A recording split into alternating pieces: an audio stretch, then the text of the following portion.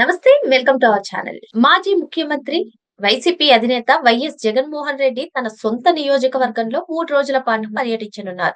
మరి క్రిస్మస్ పర్వదినం సందర్భంగా ఆయన ఈ 3 రోజుల పర్యటనలో ప్రజా సమస్యల నుంచి ఆర్జీలు తీసుకుంటారని కూడా వినిపిస్తుంది. ఇదిలా ఉంటే మనం గతంలో చూసాము, కాంట్రాక్టర్లందరూ కూడా జగన్మోహన్ రెడ్డి దగ్గరకొచ్చేసి మా బిల్లులు ఏంటి? దీనికి పరిష్కారం చూపిస్తారా?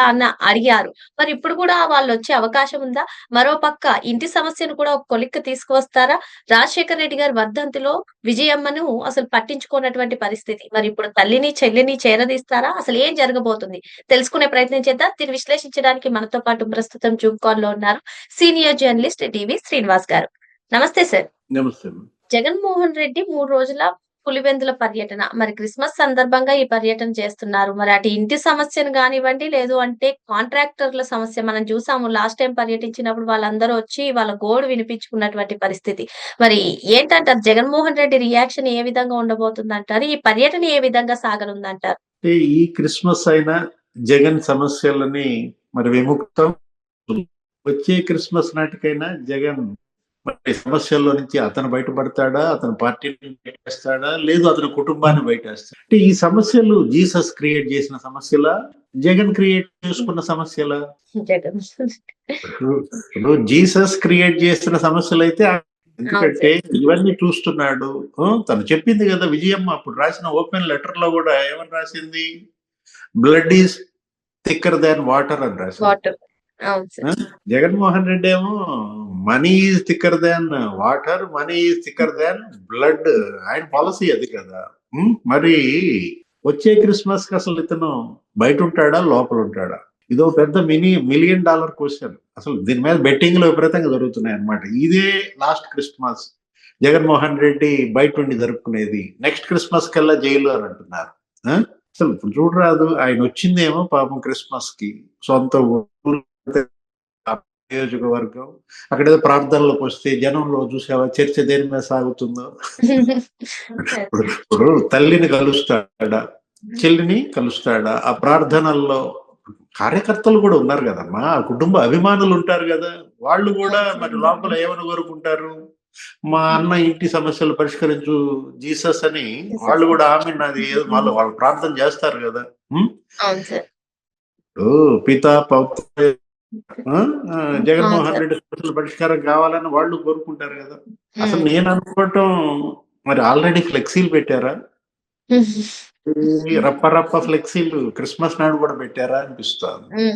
ఇక్కడ జగన్మోహన్ రెడ్డి వెళ్ళినా గంగమ్మ జాతర అంటుంటే క్రిస్మస్ లోనూ అదేనా? అరే చేయాల్సింది జీసస్ జాతర, కానీ వీళ్ళేమో గంగమ్మ జాతర అంటున్నారు, గొడ్డళ్ళు అంటున్నారు.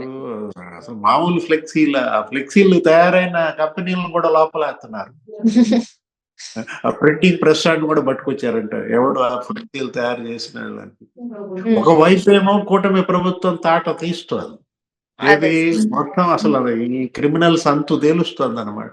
మనం చూసాం తెనాల్లో గంజాయి బ్యాచ్ ని ఎట్ట కొట్టారు, కొట్టుకుంటూ తీసుకెళ్లారు. వెంటనే జగన్మోహన్ రెడ్డి అక్కడ ప్రత్యక్షమైన చర్చ. ఇప్పుడు ఒకటి నిన్న మనం చూసాం, ఏది దీపావళి టపాసులు బెల్చబాకండి. ఒక ప్రెగ్నెంట్ లేడీ సంజయ్ రాణి అంట, అక్కడెక్కడో సత్యసాయి జిల్లాలో. అదే అమ్మాయిని జుట్టు పట్టు ఈడ్చి గొంతు పట్టుకుని కడుపు మీద తన్నడం అంటే వాడు మనిషా మృగమా? ఆయన పట్టుకొచ్చినట్టున్నారు. వాడిని అప్పటినే నడిపించుకుంటూ తీసుకెళ్తున్నారు, మరి మొత్తానికి కొట్టుకుంటూ తీసుకెళ్తున్నారు. పోలీసులు మాత్రం క్రిమినల్స్ భరతం పడుతున్నారు, తాట తీస్తున్నారు. ఇప్పుడు జగన్మోహన్ రెడ్డి బర్త్‌డే సెలబ్రేషన్స్ లో భాగంగా ఈ సంఘటన జరిగింది. ఇప్పుడు ప్రెగ్నెంట్ లేడీది ఏదైతే ఘటన జరిగిందో దానిపైన జగన్మోహన్ రెడ్డి శ్రేణులను హెచ్చరించడం గానివ్వండి, లేదంటే ఈ మహిళకి క్షమాపణలు కోరడం గానివ్వండి, ఆయన చేయలేదు. ఏ విధంగా చూడాలంటారు దీన్ని? మళ్ళీ ఇప్పుడు సొంత నియోజకవర్గం అదేదో ఒక చిన్న దెబ్బేసాడబ్బా, అదేదో పెద్ద దెబ్బ అన్నట్టుగా అంటారేంటి అని అంటాడు. ప్రెస్ మీట్ లో ఎవరన్నా అంటే నీలాంటి జర్నలిస్టులు కానీ ఆయన పిలుచుకున్న జర్నలిస్ట్ ఎవరన్నా అడిగితేనేమాట అరకమణి కేసు మీద ఏమన్నాడు? అదేదో చిన్న దొంగతనం అన్నాడు. అంటే ఒకటి జగన్మోహన్ రెడ్డి వీళ్ళందరికీ అతను ఒక బ్రాండ్ అంబాసిడర్ గా మారారు. చంద్రబాబు ముఖ్యమంత్రి ఈ రోజు ఏదో క్వాంటమ్ టాక్ అంట, ఆయనేమో క్వాంటమ్ టాక్ అంటే జగన్మోహన్ రెడ్డి ఏమో క్రైమ్ టాక్ అంటున్నాడా? అంటే quantum talk versus crime talk గా నడుస్తుంది అనమాట ఆంధ్రప్రదేశ్ రాజకీయం. ఇప్పుడు మనం చూసాను, నేను ఆశ్చర్యపోయా. ఏది రాబోయే 2-3 ఏళ్లలో 3 లక్షల మంది క్వాంటమ్ నిపుణులను తయారు చేయాలని ఆయన లక్ష్యంగా పెట్టుకున్నాడు. ఇప్పుడు ఆల్రెడీ రిజిస్ట్రేషన్ కూడా 50,000 మంది రిజిస్ట్రేషన్ చేసుకున్నారండి. 10 రోజుల్లో 50,000 మంది క్వాంటమ్ టాక్ రిజిస్ట్రేషన్ చేసుకోవటం ఏంటి? 51% మహిళలేనండి. దాంట్లో కూడా నీకు 3,000 మందిని మంచి నిపుణులు తయారు, మరి వాళ్ళ ఉద్యోగాలు కూడా తీసుకోవాలని ఇంటర్న్షిప్ ఇవ్వటం కానీ, ఈ విధంగా క్వాంటమ్ టాక్ అక్కడ నడుస్తుంటే ఇక్కడ ఇక్కడ క్రిస్మస్ టాక్ నడిచినా మనం సంతోషించే వాళ్ళం. ఇక్కడ నడుస్తుంది క్రిస్మస్ టాక్ కాదు, ఏంటి? క్రైమ్ టాక్ అన్నమాట. ఇప్పుడు జీసస్ ఏం చెప్పాడు? నీ వలే నీ పొరుగు వాణిని ప్రేమించుము. విన్నావా? దై లవ్ యువర్, నీ వాణిని ప్రేమించుము. ప్రేమిస్తాడా జగన్మోహన్ రెడ్డి? ఇంటో చెల్లిని ప్రేమిస్తున్నాడా? తల్లిని ప్రేమిస్తున్నాడా? అసలు అతని ప్రేమ అనేది అతనికి అసలు ఆయన నోటి వెంట ఇక ద్వేషమేనా? ఇదెక్కడి బిడ్డ నాకైతే అర్థం. ఇప్పుడు బిడ్డలు ఏంటి మామూలుగా జీసస్ ఏమంటారు? తప్పిపోయిన గొర్రె పిల్ల అంటారు. మరి ఇతను ఇది తప్పిపోయిన గొర్రె పిల్ల అనాలా, తోడేలు పిల్ల అనాలా? గొర్రెల మందలో కలిసిన తోడేలు పిల్ల. ఇప్పుడు ఇవాళ ప్రజా దర్బార్ కూడా పెడుతున్నాడు, ఏదో అర్జీలు తీసుకుంటాడంట పులివెందుల్లో. ఇటు ప్రార్థనలు అయిన వెంటనే తిరుపులపాయలో గాని ఆయన తీసుకున్న అర్జీలు ఏం చేస్తారు? మడిచి పెడతారా? ఏం చేయటానికి అర్జీలు తీసుకుంటున్నాడు నాకైతే అర్థం కావట్లేదు. ఇప్పుడు నువ్వేమైనా అసెంబ్లీకి వెళ్తావా? అక్కడికి వెళ్తే ఈ సమస్యల మీద నువ్వు మాట్లాడితే అయ్యన్న పాత్రుడు ప్రభుత్వాన్ని నిలదీస్తాడు. రఘురామకృష్ణరాజు అసలు నీ తరపున ప్రభుత్వాన్ని అసలు మాట్లాడతావు. అసెంబ్లీకి వెళ్ళని నువ్వు అసలు ప్రజా దర్బార్ నిర్వహించే అర్హత ఉందా? నైతికత ఉందా? సమస్యలు స్వీకరించే అర్హత ఉందా? ఏమని చెప్తావు వాళ్ళకి? 3 ఏళ్ళు మళ్ళీ నేను వస్తానంటావా? 30 ఏళ్ళు ఆగాలి. 3 ఏళ్ళ 30 ఏళ్ళు ఆగాల్సింది. షర్మిలయే ఒక అర్జీ ఇస్తే ఏం చేస్తారంటారు సార్ జగన్మోహన్ రెడ్డి? ఆస్తుల విషయంలో కానివ్వండి, కుటుంబాల సమస్యల గురించి ఆమె ఒక అర్జీ ఇస్తే జగన్మోహన్ రెడ్డి ఏం యాక్షన్ తీసుకుంటారంటారు? షర్మిల జగన్మోహన్ రెడ్డి కలిసి అర్జీ ఇస్తుందా, లేకపోతే గడప మీద అర్జీ పెట్టి ఆ రోజు ఇవ్వడానికి ఫోన్ చేసింది. వెళ్ళి ఇవ్వడానికి ధనంజయ రెడ్డికి ఎవరికో ఫోన్ చేస్తే సీఎంఓకి ఆయన పాపం ఇప్పుడు ఎందుకులే అబ్బా ఆ బీజేపీ వాళ్ళ కోపం వచ్చుది అన్నాడంట. బీజేపీ వాళ్ళ కోపం మళ్ళా ఏమంటే వాడు తీసుకోకపోతే గడప మీద పెట్టిపోతానో ఏదో అందంట. పాపం అన్నయ్య కదా, వాడు వీడంతే తప్పే ఉందిలే కానీ. అప్పుడు మరి ఏమనుకున్నాడేమో, పిలిచినట్టున్నాడు, సరే తీసుకున్నట్టున్నాడు.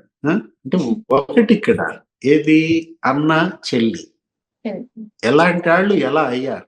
రాజశేఖర రెడ్డి బతుకున్నప్పుడు ఈ అన్న చెల్లి ఎలా ఉన్నారు, ఇప్పుడు ఎలా ఉన్నారు? ఇది మనం కాదు చర్చ, ఆ పార్టీల్లో కాదు చర్చ, ఆ కుటుంబంలోనే చర్చ సాగుతోంది. ఎందుకు ఈ పరిస్థితి మీకు వచ్చింది? అరే నీ పాదం మీద పుట్టుమచ్చనై చెల్లెమ్మ, తోడబుట్టిన రుణం తీర్చుకుంటేనే చెల్లెమ్మ. ఎవరైనా గద్దరా ఎవరో పాడాడు, రాశాడు. ఎంత గొప్ప ఇదమ్మా, హిట్ అయింది ఆ సాంగ్. ఇదేంటి? నీ వెంటబడే గొడ్డలున్నాయి చెల్లెమ్మ, నీ ఆస్తులు లాక్కుంటా చెల్లెమ్మ అంటవా? ఈ రాసే పాట గొడ్డలి గుర్తొస్తుంది, అమ్మని తలుచుకుంటే గుర్తొస్తుంది. క్రిస్మస్ నాడన్న ఆపండ్రా నాయన. ఈ గంగమ్మ ఫ్లెక్స్, రప్ప రప్ప ఫ్లెక్స్లు పొద్దున క్రిస్మస్ లో కూడా పెట్టారా అంటుంది అనమాట. జగన్ అంటే ఒక భయం అమ్మా. ఏది? జగన్మోహన్ రెడ్డి అంటే అదొక కుంభకోణం, అదొక అవినీతి, అదొక రక్తం. ఏది? వాళ్ళు అతనేంటి రాజకీయాలకి అతను ఒక ఆద్యుడిగా మారాడు. బ్లడ్ షెడ్ పాలిటిక్స్ అతను కోరుకుంటాడు. నేను అంటోంది అదే. యువతలేమో అభివృద్ధి, సంక్షేమం, క్వాంటమ్ టాక్.